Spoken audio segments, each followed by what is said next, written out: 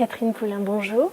Bonjour. Nous avons le plaisir de vous accueillir aujourd'hui pour la parution de votre second roman, Cœur blanc, paru aux éditions de l'Olivier. Vous entraînez le lecteur à la folle poursuite de Rosalinde, une saisonnière qui va de récolte en récolte dans la région de Haute-Provence, travailler jusqu'à l'épuisement, s'enivrer de la vie au soleil ou dans le froid, mais aussi d'alcool et du désir des hommes qui la veulent tous, auxquels elle résiste et cède parfois. Alors pour commencer, est-ce que vous pourriez nous confier ce qui vous a donné envie d'écrire ce roman?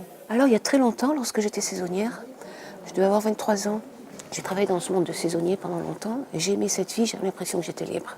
J'étais justement hors norme, nous vivions hors norme. On allait tellement au bout de nos forces, et je me suis demandé parfois, je me suis posé cette question, qu'est-ce qui se passerait si tout d'un coup, ça allait plus loin et tout s'embraser.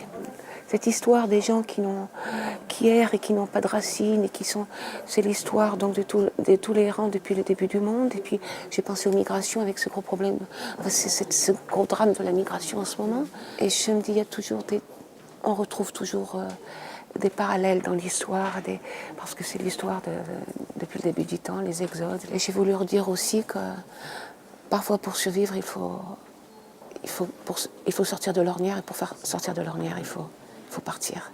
C'est le seul courage qu'on peut avoir, c'est le plus grand des courages. On suit donc vos personnages qui sont très au contact de la nature, un contact brut, on va dire. Ils vont de champ en champ, de récolte en récolte. Il y a une rivière qui est très présente. Quel rôle la nature joue-t-elle auprès des personnages dans ce roman? Elle les entoure, comme la montagne, il y a pratiquement un enfermement justement dans cette montagne et sous ce ciel ouvert. La nature n'a rien à faire de nous. On peut se mêler, on peut se donner à fond physiquement, corps et âme, comme fait Mounier avec le soleil. Elle voudrait toujours un paroxysme qu'elle ne peut pas trouver à part un épuisement. Mais elle n'est pas un lieu de liberté. Peut-être que mes personnages, en fait, j'y pense maintenant,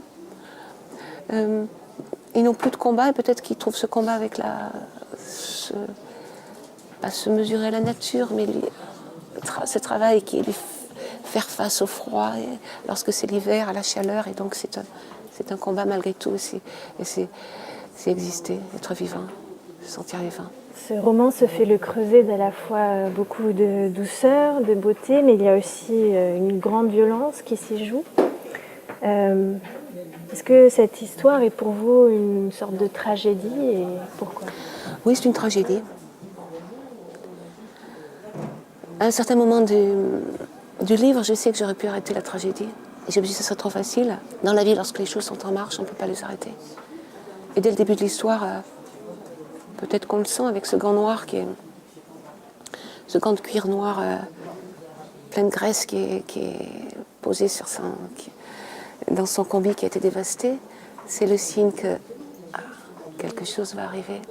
Et nous petits humains là-dedans qui sommes débordés qui sommes dévorés par le désir et la pulsion.